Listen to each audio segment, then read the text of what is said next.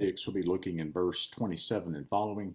Got several different sections that are somewhat related. They can also stand alone. So we'll be looking at some titles for that. Look forward to you joining with us. Hope this will give some good food for thought and spur you on to some additional study from the Word of God. We're in what's called the Sermon on the Plain. It talks about, and all the way back in, I think, chapter 6, verse 17, he's on a level place with the crowd as he's come down from a mountain. This, some think, is the same sermon as the Sermon on the Mount. This is simply a level place on the mountain.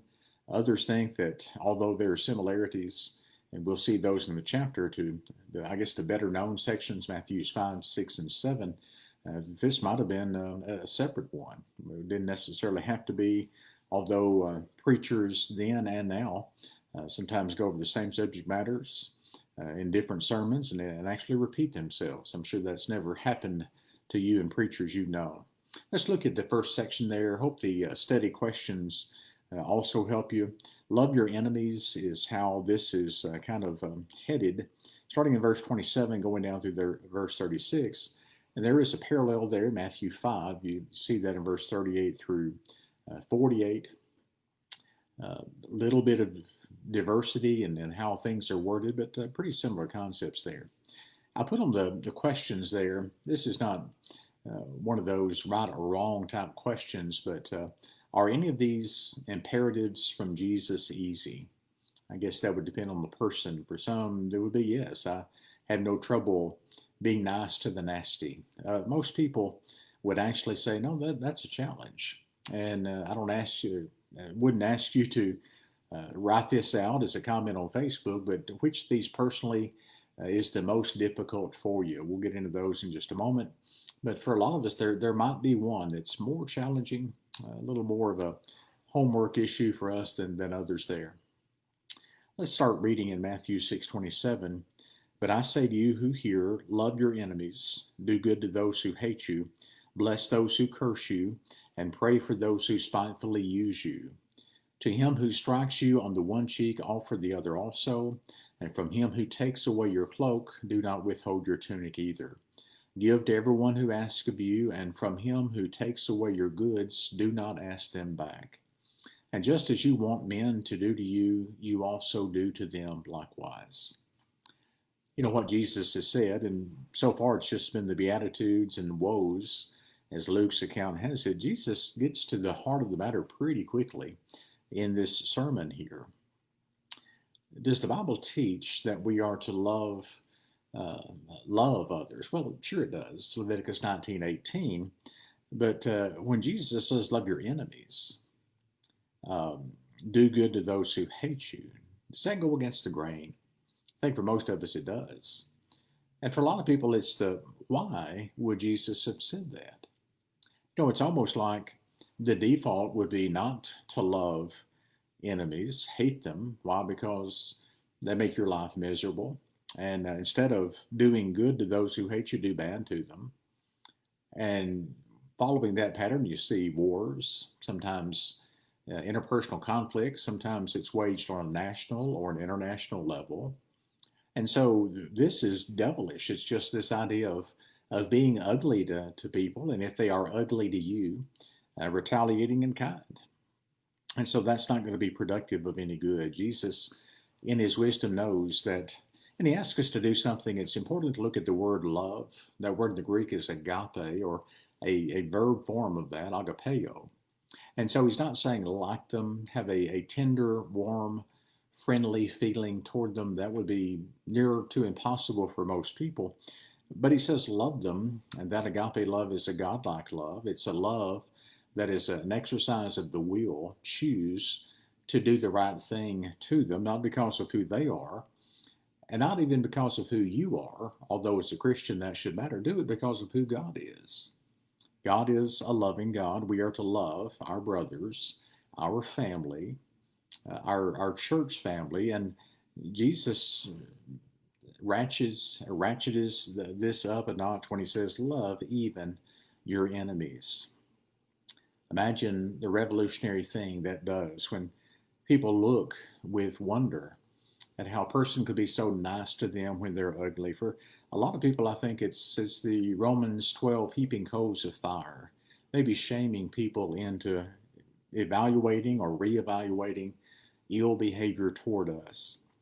Jesus, let's look and visit for a moment verse 28. Bless those who curse you. Someone uses terrible language to you and about you. Instead of returning that in kind, say thank you. I'm not that you curse me, but be nice to them. Speak well of them. Number one, it'll drive them crazy. Number two, if there's any hope, any possibility for their change, it's going to be for someone going against the grain, doing something unexpected there. And even praying for those who spitefully use you. I've referenced the words of a kind of a song that's written tongue in cheek. Pray for you, and in the song, it's talking about getting even with a girlfriend who's done him wrong, and so I pray for you. I pray that your brakes go out when you're driving. No, that's not the type of praying that we do for those. It's a prayer modeled by Jesus later in Luke's gospel. Father, forgive them, for they know not what they do. Luke 23, verse 34. It's a prayer by Stephen, the first Christian martyr. Lord, do not lay this sin to their charge. I think that's in Acts chapter 7, verse 60. I can pray for the ones who spitefully use me. Is that easy? No. Is it a mature thing? Yes. And so we're not called to live in the least common denominator of the ethics of the world. We're called to the higher calling of Jesus Christ here. When he says to one who strikes you on the one cheek, offer the other also, I take this to mean, and I believe he's talking about especially persecution that would attend Christians. Church had not begun yet, but Jesus is preparing them for kingdom life. And so some people will be persecuting you. They're not hitting you because you deserve that punishment. They're hitting you merely because of who you serve. Instead of it, hitting them back even harder, turning the other cheek. That could be literal. Many people want it to be symbolic. I think it'd be awful dangerous for me to be in that situation and thinking about what kind of reaction I would have there. And then this, look how this is swimming upstream. If someone wants to take away your cloak, give him your tunic also. You want the inner layer, take the outer as well. That'll baffle them. It's amazing, isn't it? Why? Because I don't value my things, even my clothes, more than I value a relationship with God. And look at this as a position for helping open someone's eyes to what Jesus and his church is all about. And so you give to one who asks of you. And so if someone takes away your goods by force, don't ask them back. Wow. Now again, people have debated these words for centuries. We still do. Many want to put a kind of an asterisk there and say, well, now Jesus isn't literally saying this, but he's saying have a manner about you, have a way of life that shows that your values are different and that you don't treasure those material goods. So I can't make a definitive answer. I just know that most of us, even as Christians, probably don't do as good a job of this as we could. For a lot of us, we're still in school. We're still learning from the Master, still striving to wrap our hearts and our minds around what he's saying and even the reasons why that he does it. Down in verses 32 and following through 36, in fact, let's read them. Look at what Jesus, here's kind of his rationale for these revolutionary imperatives. He doesn't lay these out as options. He doesn't say, here's a few suggestions y'all might want to latch onto. No, this is how it is. But now here's why. If you love those who love you, what credit is that to you? For even sinners love those who love them. And if you do good to those who do good to you, what credit is that to you? For even sinners do the same. And if you lend to those whom you hope to receive back, what credit is that to you? For even sinners lend to sinners to receive as much back. I could stop there for a moment. There are people that are very worldly, that are very generous, and are loyal to their family, and are good neighbors, respectively.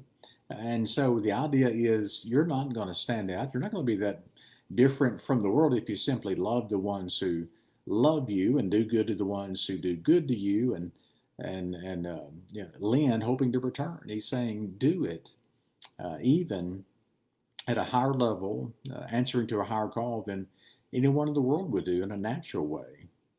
He says, but love your enemies, verse 35, as if, some of y'all might have missed that. Let me go back and emphasize. And he says again, do good and lend, hoping for nothing in return, and your reward will be great.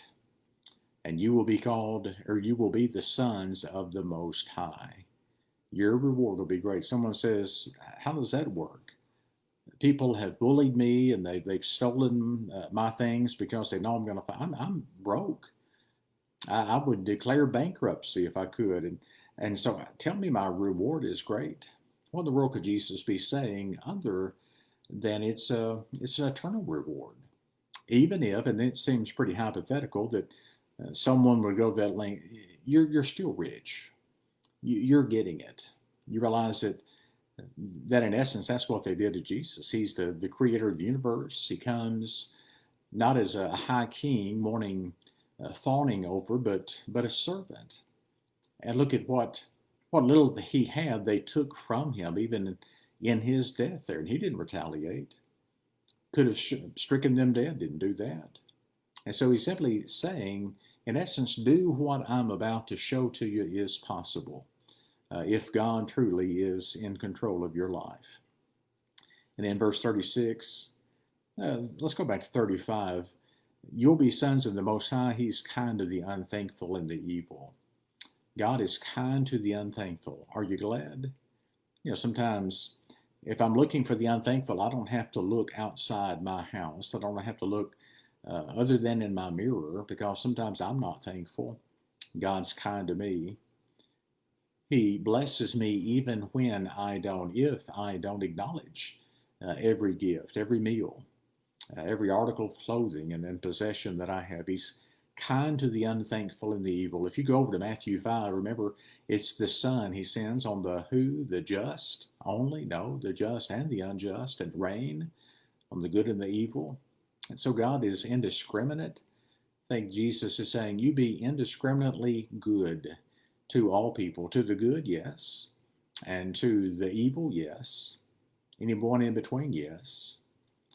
Therefore be merciful just as your Father also is merciful. He'll take care in eternity of all the ones who've done unjustly, who've been unfair, that have abused and extorted and things like that. Leave it to God. He'll handle all that. You just do the right thing. Verse 31, we went over it pretty quickly. Let me come back to it for just a moment before we cover more territory. This is the version of what we call the golden rule, Luke 6:31. Just as you want men to do to you, you also do to them likewise. And just to think about that for a moment, it's a fairly short verse, just really one sentence, but think about the application of that. If everyone practiced it, and again, here's the key, it's, one person could spoil it, but if no one is ruthlessly grasping for power, why? Because I don't want you doing that to me. And if everyone is considerate of others, wouldn't that make for a pretty peaceful existence? Wouldn't that be a kind of world you'd want to live in? Sure it would. And so the rule is golden for a reason. It's the unfortunate thing is people don't see the wisdom in it. They don't see the value in wanting to treat others the way that you want to be treated. It's not a passive thing. It's an active thing. And so Jesus isn't saying, wait and see how people treat you and then respond. No, it's proactively doing the right thing in the way that you want to be treated. I think a lot of people have found that when you do that and people know that it's genuine, they will maybe not respect you, may not change, but they will at least see that there's something different and something enviable about that manner of life there. Jesus, while broaching the controversial, doesn't leave. In fact, in the next section, my version here says, do not judge. That parallel or that counterpart's in Matthew 7, 1-5. Let's think about these words. And again, I would say they're some of the most abused and maybe misunderstood verses in the Bible. Judge not, and you shall not be judged. Condemn not, and you shall not be condemned. Forgive, and you will be forgiven. Give, and it will be given to you. I'm going to stop there in mid-verse for a second. And so thinking about that, is all judging and condemning forbidden there in that verse? In fact, what does the word judge mean? If I were to define the sense in which Jesus is using judging, if you were to apply it very literally, no one could ever be a judge in a courtroom. No one could ever be part of a jury. He's not talking about strictly judicial judgment. He's talking about harsh and unfair and just unyielding. It's a judgmentalism. It's a harsh judging. And so don't be that way. And Jesus says, if you don't judge others, you shall not be judged. And I think the simple takeaway is simply, if I'm overbearing to others and I'm rude and I'm always calling out the faults of others, should not surprise me in the least if other people see that. I'm not defending it, but other people are quick to say, well, what about your flaws here? What about this thing that you do? And so you've got the recipe for a fight brewing in that. So judge not, you shall not be judged. The world wants to take that verse, it may be one of the few verses they know from the Bible, and say, don't ever tell me that something I'm doing is wrong. Unless you are perfect, that's none of us. Don't you ever rebuke me or somehow say that what I'm doing is anything other than okay. If you look at certainly the tenor of Scripture, there is a clear-cut division between right and wrong. Jesus judged, and it's John 7, verse 24, judging righteous judgment. Very clearly, some judging. In fact, there is a righteous and approved judging we must do. In fact, we're remiss if we don't do that type of judgment. But I don't want to go overboard and be, again, the critical, the carping, the one that's always picking, especially when nothing is really there. That's kind of the essence of it. Here's someone who is overly judgmental. Condemn not, you'll not be condemned. Now someone says, is that from other people or is that from God? It actually could be both. If I am harsh against my fellow man, I can know that God is promised, well, you've set the standard there. I'll be as harsh on you. I certainly don't want that. And so Jesus goes on to say this, forgive and you will be forgiven. That's the shortened version of Matthew 6, where Jesus, in giving the model prayer, says, forgive men their trespasses.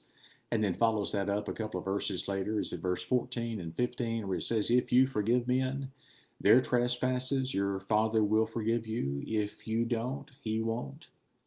Is that pretty serious stuff? You better believe it. How important is God forgiving me? Absolutely important.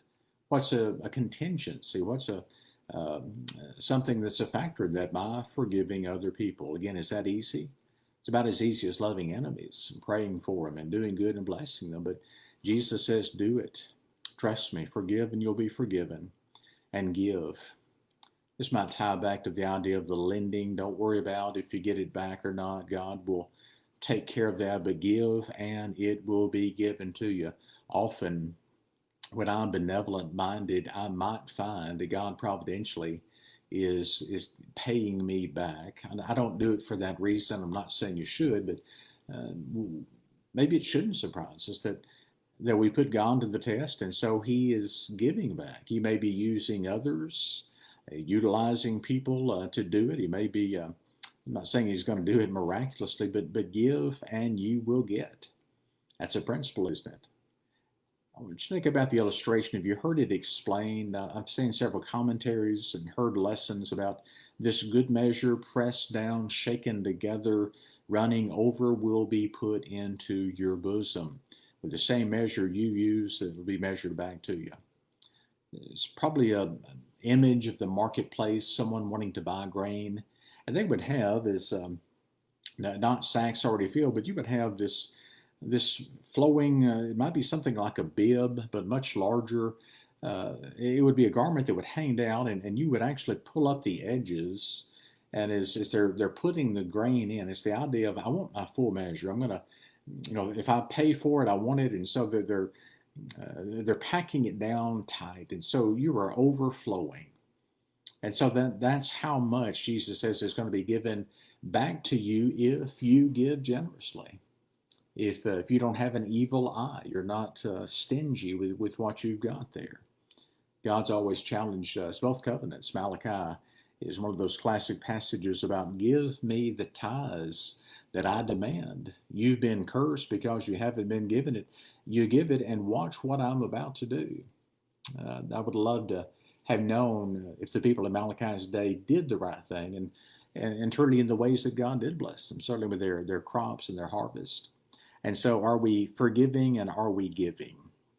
Are we failing to judge in a harsh way, and are we seeing the wisdom and not being condemning because we don't want that condemnation? In the next section here, Jesus spoke a parable to them. It's not as a classic parable as we think about the word, but it's in verse 39. It says, He spoke a parable to them. Can the blind lead the blind? Will they not both fall into the ditch? A disciple is not above his teacher, but everyone who is perfectly trained will be like his teacher. And why do you look at the speck in your brother's eye, but do not perceive the plank in your own eye? We'll look at that in just a moment. Have you thought about the number of questions that are in this short section? If you look at them, I guess maybe some versions may put a question mark in a different place, but about 4 questions. These are rhetorical questions. It's not asking for an answer necessarily. It's kind of the obvious answer. And questions were an effective method of Jesus. They've been effective methods for other teachers as well. But blind people are not the best guides. You're going to fall into the ditch. And maybe he's actually saying that some of the religious teachers and leaders of that day were blind leaders. The disciple's not above his teacher. Everyone perfectly trained will be like his teacher. That's true of Jesus. We're striving to walk in his footsteps, and yet you could also look at the negative application of that. We don't want to be like ones who are unable to lead us in a good way. Looking at the speck in your brother's eye, here's humor, as some people have called it. It's the idea of someone's got just a little imperfection, a little speck of sawdust in that eye there, but you've got a plank, a beam, a log protruding out of your own eye. How in the world are you going to see with that hindering your vision, the little thing in your brother's eye? And obviously Jesus isn't talking about sawdust and wood. He's talking about faults and flaws. How common it is for us today, every one of us, to see the shortcomings and the things that ought to be done differently in other people's lives. We are not so quick to see it in ourselves. I think Jesus is asking us to turn the spotlight back on us and work on correcting our flaws and our shortcomings before I would ever presume to help someone else out. Now, others with minor flaws, is it to say until they get to be major, they don't need to be improved on or expunged? No. It's just that if I'm presuming to be the authority to help others, how just unfitting for me with more faults, maybe even about the things that I'm condemning them, to go to them and seek to help them. Watch him as he goes on. Hypocrite, he says, first remove the plank from your own eye. Notice first, here's a priority. Take care of your own issues, and then you can see clearly to remove the speck that is in your brother's eye. If I've done that and he still has faults, even minor ones, in love I could go to him. I don't need to have the spirit of verse 37, the judging and the condemning, but I can go to him and say, you know what? I've had a lot of issues that I've had to work through, still not finished. I'm a work in progress, but let's talk about how that you might be closer to perfection. For a lot of us, I think we'd be so busy working on our own selves, there would be no time for me to be looking for the speck in the brother's eye there. All right, let's read 43 through 45 in closing in this lesson. For a good tree does not bear bad fruit, nor does a bad tree bear good fruit. For every tree is known by its own fruit. For men do not gather figs from thorns, nor do they gather grapes from a bramble bush. A good man out of the good treasure of his heart brings forth good, And an evil man out of the evil treasures of his heart brings forth evil, for out of the abundance of the heart his mouth speaks. There's a parallel account not only in Matthew 7, but also in Matthew 12. Jesus came back to that one. It's the image, and Jesus drew from nature repeatedly. Here's a tree. Is it a good one or a bad one? How do you know? If it's bearing good fruit, it's a good tree. Does it have bad fruit? It's a bad tree. That's pretty elementary. It's pretty common, isn't it? And so there's no crossover. The bad ones don't bear good fruit. The good ones don't bear bad fruit. And so he's using fruit as a representation of what comes out of our lives there. And even the idea of the figs from thorns, grapes from bramble bushes doesn't work that way. Good comes from good. Evil comes from evil. And so if I'm producing evil, guess what? It's on me. I'm responsible for it. And even in this speech there, the evil man out of the evil treasures of his heart brings forth evil. The abundance of the heart causes the mouth to speak. Is Jesus saying that the heart affects the harvest? Indeed, he is. And again, that our words are a gauge of the heart. If a person says maybe they're angry or they're surprised and they were to curse, and oh, I don't know why I said that. Well, probably there's something in the heart there. It may not be a common practice, but what is there inside is going to spill forth. It will give an issue there out of truly our internal values. And so Jesus takes the gloves off in this section. He's going to continue that. We'll look at the conclusion of this sermon next time we get together Sunday night. But think about the importance of this ruthless self-examination. I want to make sure that I'm an approved disciple. I know that you do too. Let's keep going back to these words of Jesus and begging him to help us to live them out in a way that's honorable and acceptable in his sight. Thank you for studying together with us from Luke 6 tonight. God bless and have a good rest of your day.